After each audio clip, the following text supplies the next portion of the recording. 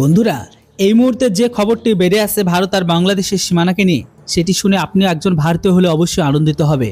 কেননা খবর এখন এটাই যে সেন্ট্রি পোস্ট নির্মাণ বন্ধ না করলে গুড়িয়ে দেব, এমনটাই হুমকি দিয়েছে ভারতের বিএসএফ। বিএসএফের ওয়ার্নিংয়ে বা বিএসএফের বাধায় ল্যাস গুটিয়ে পালিয়ে গেল বিজিবি অর্থাৎ বর্ডার গার্ড বাংলাদেশ। এজন্য ঠিক ইটের বদলে পাটকেল, সীমান্তে কাঁটাতারের বেড়া নির্মাণে বাধা দিয়েছিল বিজেপি। এবার বাংলাদেশ প্রান্তের 150 গজের ভেতরে বিজেপি একটি সেন্ট্রি পোস্ট নির্মাণ কাজ বন্ধ করে দিয়েছে বিএসএফ। 3 বিঘা করিডর চুক্তি অনুযায়ী শূন্য সীমানায় কাঁটাতারের বেড়া নির্মাণ কথা থাকলেও মেখলিগঞ্জের কুচিলবাড়ি সীমান্তে অস্থায়ী কাঁটাতারের বেড়া নির্মাণে বারবার বাধা দিয়ে আসছে বিজেপি। যদিও সেই বাধা উপেক্ষা করে পাচার ও অনুপ্রবেশ রুখতে অস্থায়ীভাবে কাঁটাতারের বেড়া দিয়েছে সেখানকার গ্রামবাসীরা। বিএসএফ তাদের সাথে ছিল। বিজেপির বাধাকে ভালো করে নেয়নি বিএসএফ। বিএসএফের এই দিনের উদ্যোগে খুশি হয়ে স্থানীয় বাসিন্দারা জানিয়েছে যে শুক্রবার মেখলিগঞ্জের কুচিলবাড়ি সীমান্তের অমর ক্যাম্প সংলগ্ন এলাকায় বিজেপি একটি সেন্ট্রি পোস্ট নির্মাণে কাজ করছিল, তাও আবার সীমান্তে 150 গজের ভেতরে। বিএসএফ তড়িঘড়ি সেই নির্মাণ কাজ বন্ধ করে দিয়েছে বিজেপির অর্থাৎ বর্ডার গার্ড বাংলাদেশের। বিএসএফের দাবি যে কুচিলবাড়ি জিকাবাড়ি এলাকাতে 150 গজের ভেতরে 2টি পাকা বাড়ি নির্মাণ শুরু করেছিল বাংলাদেশিরা, সেই নির্মাণও বন্ধ করে দিয়েছে তারা।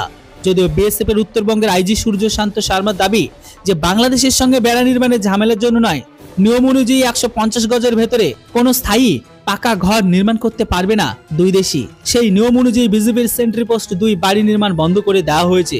স্থানীয় বাসিন্দা অনুপ্রায় নামে এক ব্যক্তি বা কৃষকের বক্তব্য, আমার নিয়ম অনুযায়ী কাজ করলে বিজেপি বাধা দিচ্ছে।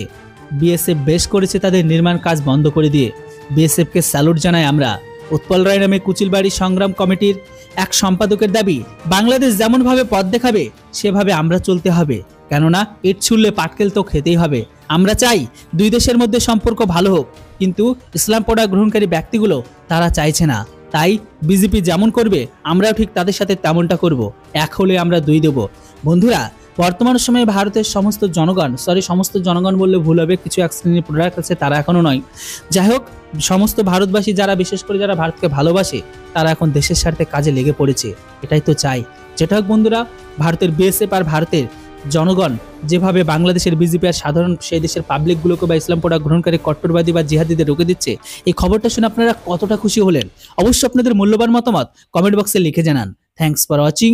জয় হিন্দ, বন্দে মাতরম।